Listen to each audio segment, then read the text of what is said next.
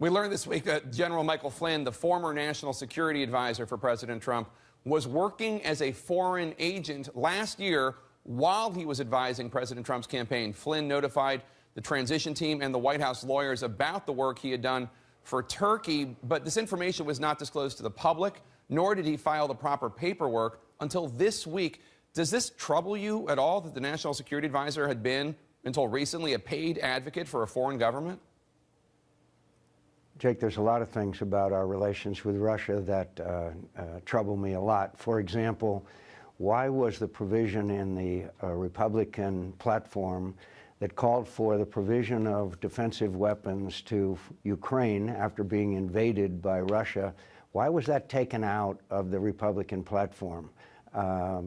Clearly, it was not the will of most Republicans.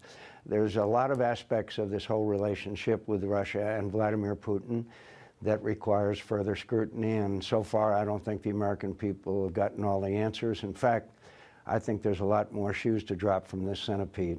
Do you think General Flynn advocating on behalf of Turkey in that way was part of this whole Russian situation?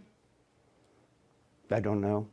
I know that he was in Moscow and had a dinner with Putin, and I'm not sure that on its face is anything wrong, but there continues to surface communications between not just General Flynn, but other members of the Trump family, quote, and associates, that Mr. Manafort's relationship with Yanukovych, the stooge of Vladimir Putin that they finally threw out of Ukraine, it still has a lot of questions to be answered, and so far they're not being answered.